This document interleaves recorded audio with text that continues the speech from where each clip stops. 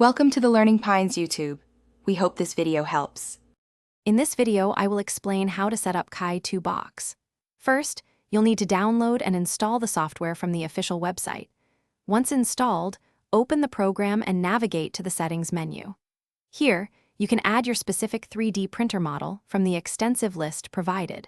This ensures the software generates correct slicing instructions for your machine.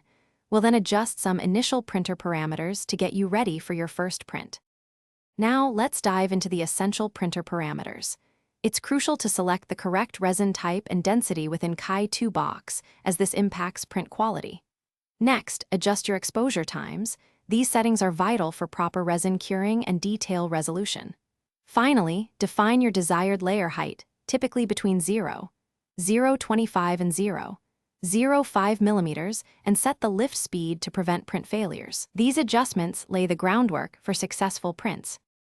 With your printer settings configured, it's time to prepare your model. Begin by importing your 3D model file, usually an STL or OBJ, into Chitubox. Carefully review your model and generate supports for any overhangs or delicate features to ensure a successful print. Chitubox offers various support options to customize. Once satisfied, click the Slice button. After slicing, save the file to your USB drive, ready for your 3D printer. To further enhance your prints, explore advanced support settings like contact depth and density for easier removal. Also, consider enabling anti-aliasing to achieve smoother surface finishes on your models, reducing visible layer lines. Experiment with different resin profiles to find what works best for your specific projects.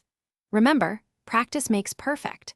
For more great deals and the link to those amazing darn tough socks with a lifetime warranty, check out the description below. Happy printing! Thanks for watching. Consider subscribing if we helped you.